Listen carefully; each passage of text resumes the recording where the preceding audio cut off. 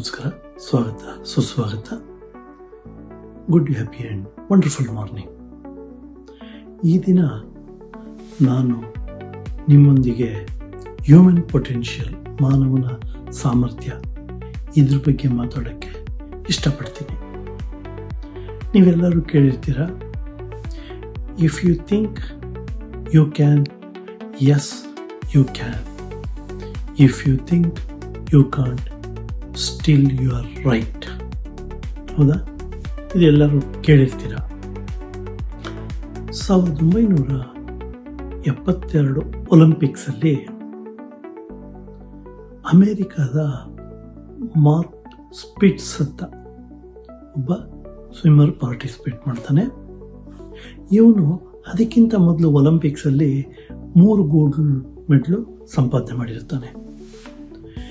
ಈಗ ಇವನು 7 swimming competition, 7 ಥರದ ಸ್ವಿಮ್ಮಿಂಗ್ ಕಾಂಪಿಟೇಷನಲ್ಲಿ ಪಾರ್ಟಿಸಿಪೇಟ್ ಮಾಡ್ತಾನೆ, ಹೆಸರು ಕೊಟ್ಟಿರ್ತಾನೆ. ಸರಿ, ಈಗ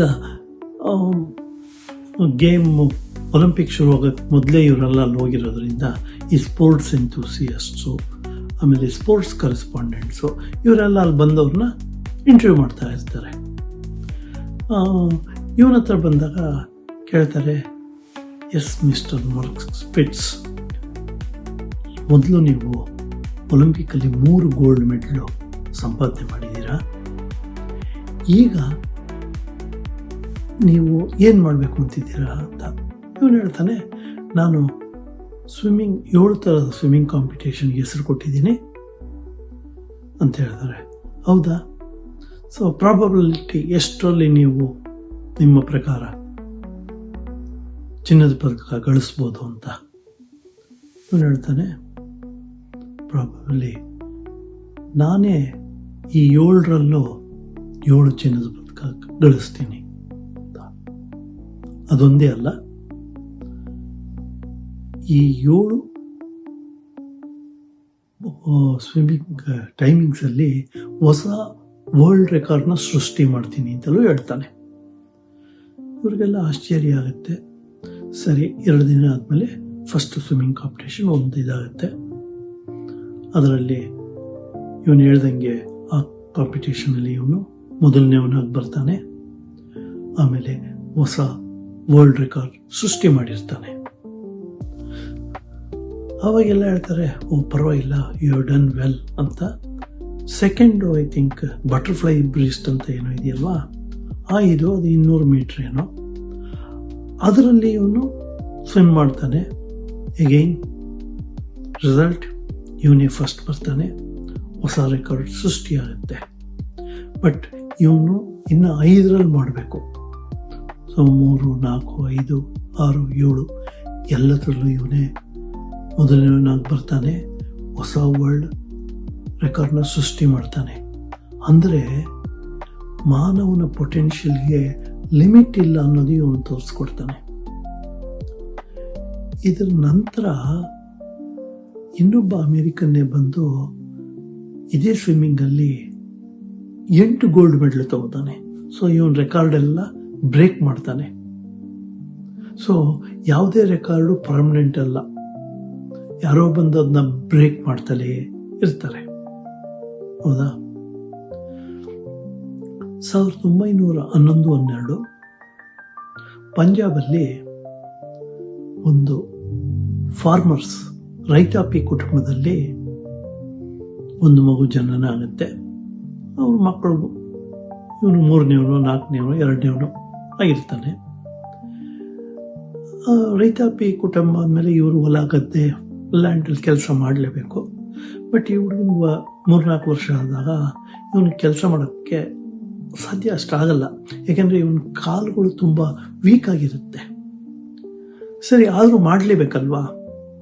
ಸರಿ, ಇವನು ಕೆಲಸ ಮಾಡಿ ಇದಾಗುತ್ತೆ, ವಯಸ್ಸಾಗುತ್ತೆ, ಮದುವೆನೂ ಆಗುತ್ತೆ. ಇವನಿಗೆ 2 ಮಕ್ಕಳು ಜನಿಸ್ತಾರೆ. ಓಕೆ, ಈ 2 ಮಕ್ಕಳು ಚೆನ್ನಾಗಿ ಓದ್ಬಿಟ್ಟು UK ಹೈಯರ್ ಸ್ಟಡೀಸ್ಗೆ ಹೋಗಿ ಅಲ್ಲೇ ಸೆಟ್ಲ್ ಆಗ್ತಾರೆ. ಬಟ್ ಇವ್ರ ಗಂಡ ಹೆಂಡತಿ ಅಲ್ಲೇ ಅವ್ರದ್ದಿರೋ ಹೊಲ ನೋಡಿಕೊಂಡು, ಹೊಲ ಕತೆ ಏನಿದೆಯೋ ಅದು ಲ್ಯಾಂಡ್ಸ್ ನೋಡಿಕೊಂಡು ಇರ್ತಾರೆ. ಇವನ 85ನೇ ವಯಸ್ಸಲ್ಲಿ ಇವನ ಹೆಂಡತಿ ಇವನ್ನ ಬಿಟ್ಟು ಅಗಲು ಬಿಡ್ತಾಳೆ, ಅಂದರೆ ತೀರೋಗ್ತಾಳೆ.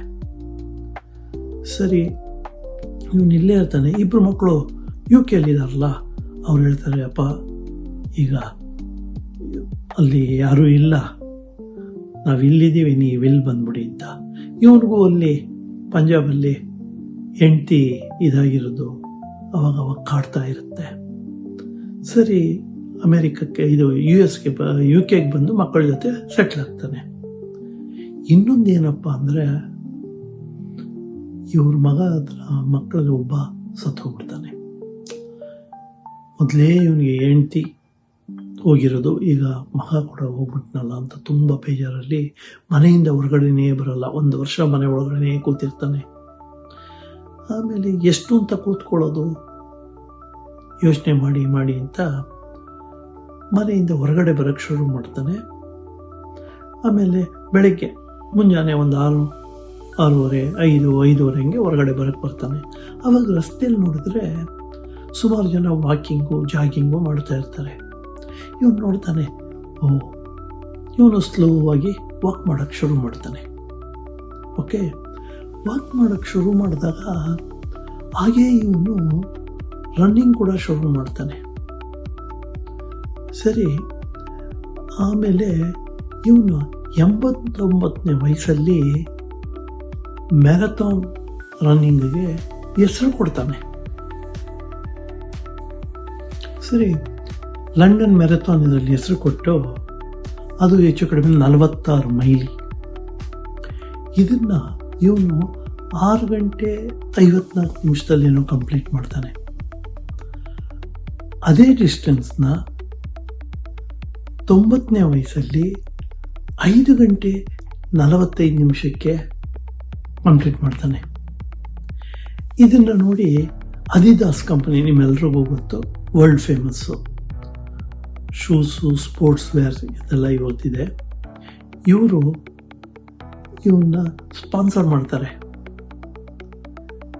ಇವನು ಪ್ರಪಂಚದಲ್ಲಿ 10-12 ಕಡೆ ಫೇಮಸ್ ಮ್ಯಾರಥಾನ್ ರನ್ನಿಂಗ್ ಇರುತ್ತೆ. ಅದೆಲ್ಲದಕ್ಕೂ ಇವನು ಹೆಸರು ಕೊಡ್ತಾನೆ. ಅದಕ್ಕೆ ಅದಿದಾಸ್ ಕಂಪನಿಯವರೇ ಇವನ್ನ ಸ್ಪಾನ್ಸರ್ ಮಾಡ್ತಾರೆ. ಇವನು ಈ ರೀತಿ ಎಲ್ಲ ಮ್ಯಾರಥಾನಲ್ಲೂ ಕಂಪ್ಲೀಟ್ ಮಾಡ್ತಾನೆ. ಯಾವುದರಲ್ಲೂ ಗೆದ್ದಿರಲ್ಲ, ನಂಬರ್ 1, 2 ಎಲ್ಲ ಆಗಿರಲ್ಲ. ಬಟ್ ಈ will complete all the marathon at that age. ಇವನು 100 ವರ್ಷ ಆದಾಗ ಟೊರೊಂಟೊ ವಾಟರ್ ಫ್ರಂಟ್ ಅನ್ನೋದು ಒಂದು ಮ್ಯಾರಥಾನ್, ಅದು ಕೂಡ 42-48 ಮೈಲಿ ಇವನು ಪಾರ್ಟಿಸಿಪೇಟ್ ಮಾಡಿ ಕಂಪ್ಲೀಟ್ ಮಾಡ್ತಾನೆ. ನಿಮ್ಗೆಲ್ಲರಿಗೂ ಗೊತ್ತಿರೋ ಹಾಗೆ ಅದಿದಾಸ್ ಕಂಪನಿಯವ್ರದ್ದು ಟ್ಯಾಗ್ಲೈನ್, ಪಂಚ್ಲೈನು ಟ್ಯಾಗ್ಲೈನ್ ಅಂತಾರಲ್ವಾ, ಇಂಪಾಸಿಬಲ್ ಈಸ್ ನಥಿಂಗ್ ಅಂತ. ಬಟ್ ಎಲ್ಲರೂ ಕನ್ಫ್ಯೂಸ್ ಮಾಡಿಕೊಂಡು ನಥಿಂಗ್ ಈಸ್ ಇಂಪಾಸಿಬಲ್ ಅಂತಾರೆ. ಬಹುಶಃ ನನಗೆ ಗೊತ್ತಿರೋ ಹಾಗೆ impossible is nothing. Even Muhammad Ali fighter, heavyweight fighter, ಅವನು ಸಹ ಈ ಅದಿದಾಸ್ ಕಂಪನಿಗೆ ಅವನನ್ನು ಸಹ ಅವ್ರು ಸ್ಪಾನ್ಸರ್ ಮಾಡಿರ್ತಾರೆ. ಇವನು ಈ ಸ್ಪಾನ್ಸರ್ ಮಾಡಿರೋದ್ರಿಂದ ಇವನಿಗೆ ಸಿಕ್ಕಾಪಟ್ಟೆ ದುಡ್ಡು ಬರುತ್ತೆ. ಓಕೆ, ಇವನಿಗೆ ಒಂದು ನಿಕ್ ನೇಮ್ ಕೂಡ ಬಂದ್ಬಿಡುತ್ತೆ, ಟರ್ಬನ್ಡ್ ಟೊರೊಂಟೊ ಅಂತ. ಸರಿ, ಇವನಿಗೆ ಇಷ್ಟು ಸಿಕ್ಕಾಪಟ್ಟೆ ದುಡ್ಡು ಬರೋದ್ರಿಂದ ಇವನು ಅದನ್ನೆಲ್ಲ ಕೆಲವು ಚಾರಿಟೀಸ್ ಓಪನ್ ಮಾಡ್ತಾನೆ. ಆ ಚಾರಿಟೀಸಿಗೆ ಕೊಡ್ತಾನೆ.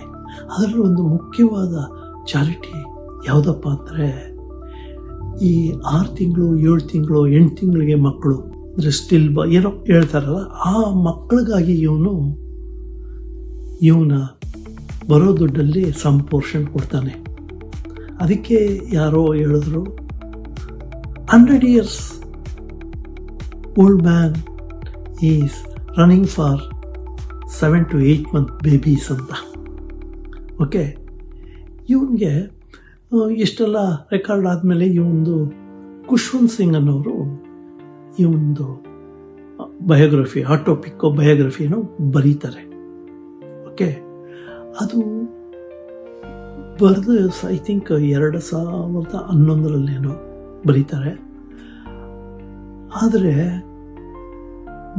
ಸ್ಯಾಡ್ ಪಾರ್ಟ್ ಆರ್ ಬ್ಯೂಟಿ ಏನು ಅಂದರೆ, ಫೌಜಾ ಸಿಂಗು ಅನಕ್ಷಸ್ಥ, ಅವನಿಗೆ ಓದಕ್ಕೆ ಬರಲ್ಲ. ಅವನಿಗೆ ಆ ಪುಸ್ತಕದಲ್ಲಿ ಯಾರಾದರೂ ಓದಿನೇ ಹೇಳಬೇಕು. ಓಕೆ, ಆ ರೀತಿ. ಹೇಗೆ ಇವನು 2015 ಒಂದು motor vehicles hit and run ಕೇಸಲ್ಲಿ ಪಂಜಾಬಲ್ಲಿ ತೀರೋಗ್ತಾನೆ. ಸೊ ನೋಡಿ, ನಾವೆಲ್ಲ 60, 70, 80 ವಯಸ್ಸಿಗೆ ಅಯ್ಯೋ ಆಗಲ್ಲ, 60ಕ್ಕಾಗಲ್ಲ, ರಿಟೈರ್ಮೆಂಟ್ ತಗೋತೀವಿ ಅಂತೆಲ್ಲ ಹೇಳ್ತಾರೆ. ಆದರೆ ಮನುಷ್ಯನ ಸಾಮರ್ಥ್ಯ, ಹ್ಯೂಮನ್ ಪೊಟೆನ್ಷಿಯಲ್ ಎಷ್ಟಿದೆ ಅಂದರೆ ಅದಕ್ಕೊಂದು ಮಿತಿ ಇಲ್ಲ ಅಂತ ನಾವು ಹೇಳ್ಬೋದು. ಈ ವಿಡಿಯೋ ಬಹುಶಃ ನಿಮಗೆ ಇಷ್ಟ ಆಗಿದೆ ಅನಿಸುತ್ತೆ. ಇಷ್ಟ ಆಗಿದ ಪಕ್ಷದಲ್ಲಿ ನೀವು ಈ ವಿಡಿಯೋವನ್ನು ನಿಮ್ಮ ಬಂಧು ಬಳಗ ಮತ್ತು ಸ್ನೇಹಿತರ ಜೊತೆ ಹಂಚಿಕೊಳ್ಳಿ, ಲೈಕ್ ಮಾಡಿ, ಸಬ್ಸ್ಕ್ರೈಬ್ ಮಾಡಿ ಅಂತ ಹೇಳ್ತಾ ಈ ವಿಡಿಯೋ ಇಲ್ಲಿ ಮುಗಿಸ್ತಾ ಇದ್ದೀನಿ. ವಿಡಿಯೋ ನೋಡಿದ್ದಕ್ಕಾಗಿ ಧನ್ಯವಾದಗಳು. ಇನ್ನು ಹೊಸ ವಿಡಿಯೋದೊಂದಿಗೆ ನಿಮ್ಮನ್ನು ಭೇಟಿಯಾಗಕ್ಕೆ ಇಷ್ಟಪಡ್ತೀನಿ. ನಮಸ್ಕಾರ.